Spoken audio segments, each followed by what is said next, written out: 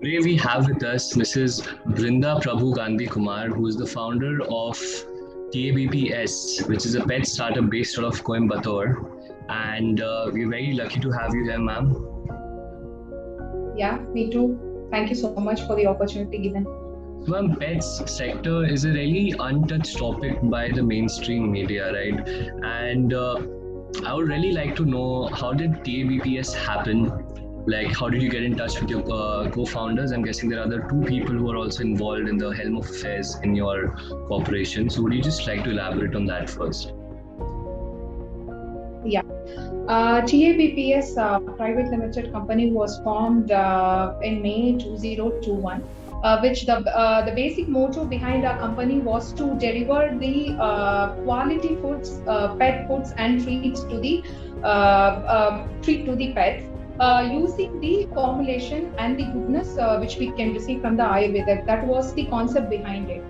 And we have the Arun Mukherjee and Soumya Malani, who are my friends. When we had the same line of thought, and we are all the pet lovers. When we were thinking of the same line of thing, we wanted to give something new to our pets, and which is reliable, safety, and that was our first concern. So when we had that idea, we did lot of research, and I'm basically from an agriculture family. That I was always like, lots of pets was around me, say dogs, cats, and goats, and chickens, and all. So being a single child, my companion was the pets only. So I did a lot of research on the ingredients which I have to give into my pets. So when I did a lot of research, and when on doing the research, I found it there is a lot of potential in the market also, which we can from the Ayurvedic side also, there were a lot of nutrients available, so which wanted to give it as to our pets. So I shared on that. Yeah, please. I'll really like to know Ayurvedic twist to pet nutrients. It is really unheard of, because Ayurveda has always been related to, like all of these very herbal ways of life and solutions to health problems for human beings. So how did this really come about? If you could just really speak on that. No, yes. Actually, it doesn't like, it was not a new concept. It was already decades back. Say, I just wanted to give a small brief of that. Say, King Ashoka in 1463 BC, he has started a veterinarian hospital, and he has used an Ayurvedic botanicals in that. Wow. So it's not only like, no, we now, for example, now the Ayurvedic, now people have stopped having the Ayurvedic thing right now. They have human beings also. But now, if once there is a lot of essentials and the goodness which we can get from the Ayurvedic side, because it's of the safety and the efficiency can also be very well improved.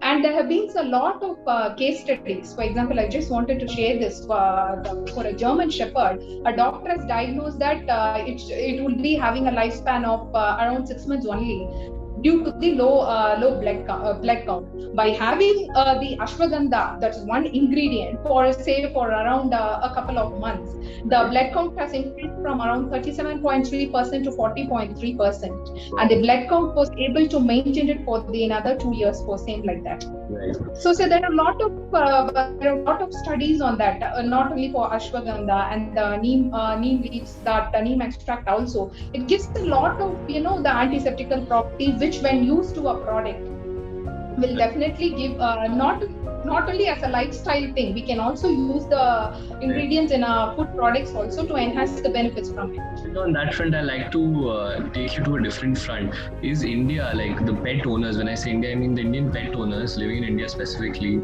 are they missing the bigger picture when it comes to taking care of their pets? Like, how aware are they?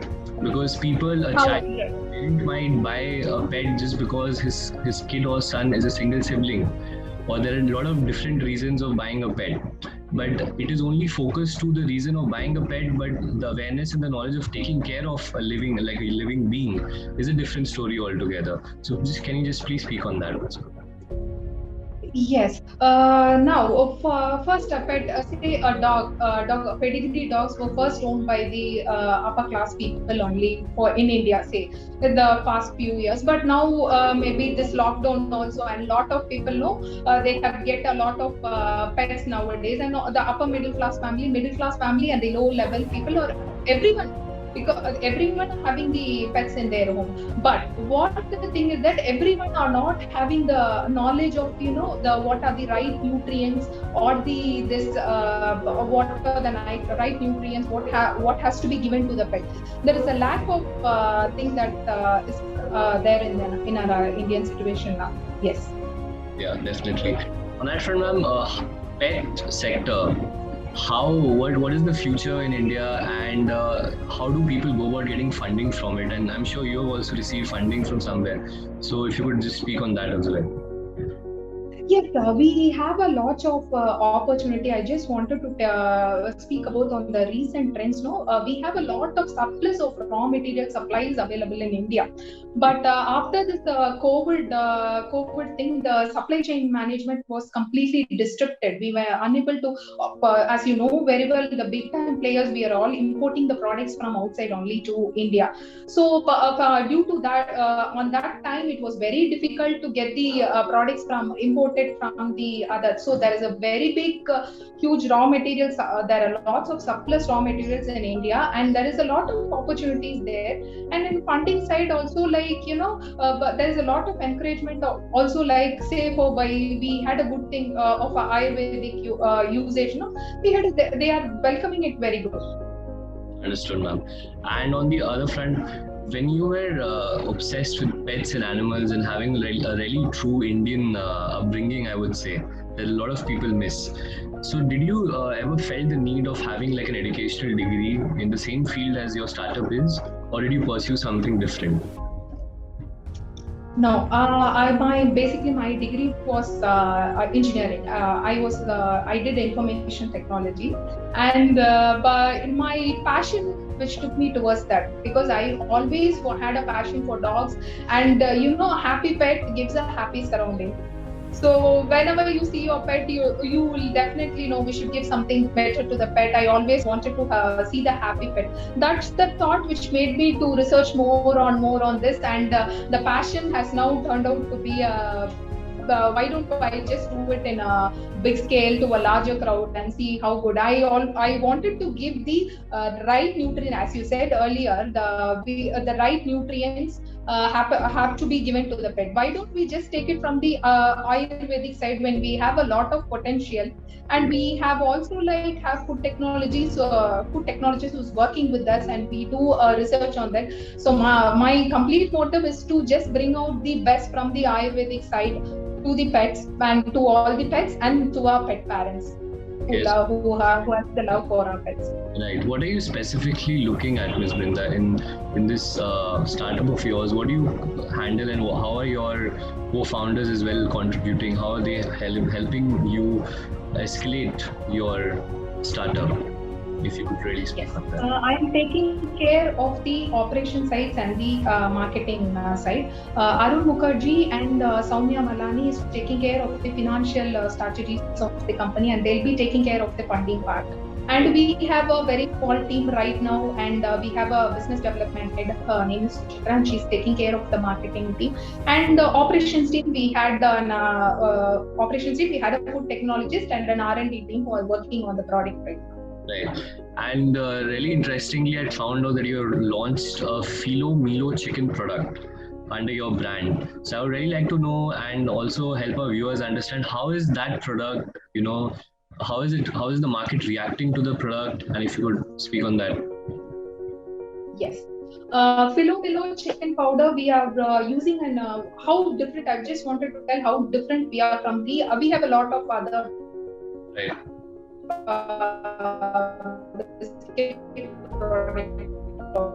So just wanted to tell why our product is specifically unique, because it which enhances and the compatibility of the product. And nowadays calcium carbonate is one thing which is being used in the larger scale in the biscuit thing. Which is very used in a large scale when the human beings also, it will create some kidney stones in the male. So Okay. the kidneys in dogs is very small. So we are using a particular compound called MCHC. It's called microcrystalline hydroxide apatite. It's a compound which we use in our. It is made from the calcium, which is got from the natural sources.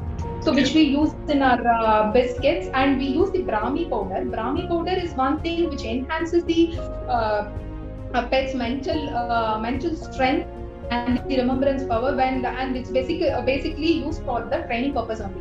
When we that specific when we used it would be able to remember the training commands like that in a long time basis. I'm sure that'll go a long way in helping pets get trained under their owners, and also the trainers that are now hired, and that's a different culture altogether. So let's get into something else right now, ma'am.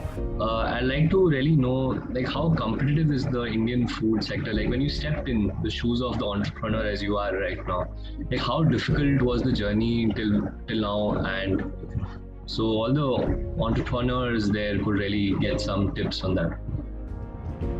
Yes, we also had initially some few problems. It's like getting into the having a huge giants like NND and Royal Canin also, but the market is really welcoming. Like our product, we are right now in the we have placed around 100 plus retail shops in Coimbatore, and we'll be expanding in Chennai by November, and by December we are expecting to expand pan India, and we are getting repeat order also for the biscuits. So we are being welcomed only, but maybe online also we are just very aggressive to just opening up online also. The market is really good and it's welcoming. So is there a demand outside of India as well? Are you sending it abroad as well, the products? Is there an outside demand, or is it in India? Yes, we are actually working on that part. Definitely, maybe in another couple of years, we are planning to export the product also. Maybe once it would take in another 1.5 years or something until once we develop in the pan India side, it will be gone to check on that too. Great. We get to meet a lot of few people these days, and hopefully that number has increased because of the pandemic. There are a lot of startups that have emerged in the time of crisis. And on that note, I really like to understand how this obsession of, like taking care of pets, animals, and having a really Indian upbringing, how did this all, coincide to making this a very successful entrepreneurial journey?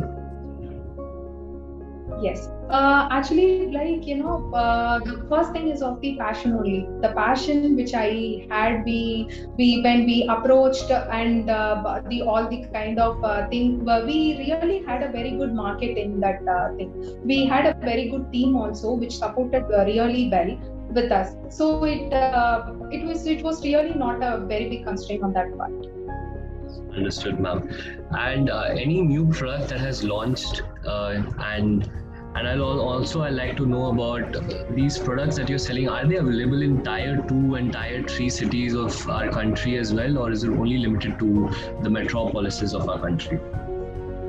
Yes. Right now, as I said earlier, we have launched in Coimbatore, and in and around Coimbatore, and 100 retail shops, and for all the metropolitan cities also we are approaching. We are expanding by November in Chennai, and we are planning for Bangalore, Trichy, and other cities also. And online, as I said earlier, we'll be opening it very shortly, and we are planning for Goa also on that too. Right. And I can see you have a couple of products behind you, like nearby. So and they have all dogs in as their picture. So is it only specific? Yes. Is it only specific to dogs, or is it cats and all the other pets that people are interested in keeping? Yes, right now we have launched this product for dogs only, for the real chicken biscuits, and it has the milk flavor and chicken flavor also. And next we are planning for cats, and for fishes also we are planning. It's all on the pipeline for cats and fishes. And by this month end, we will be launching the kennel wash, mouth spray, and the shampoo for the dogs. So in the month end, right? Wow. Yeah. That's a really interesting thing. I would have never thought I would have met someone trying to get into that sector as well.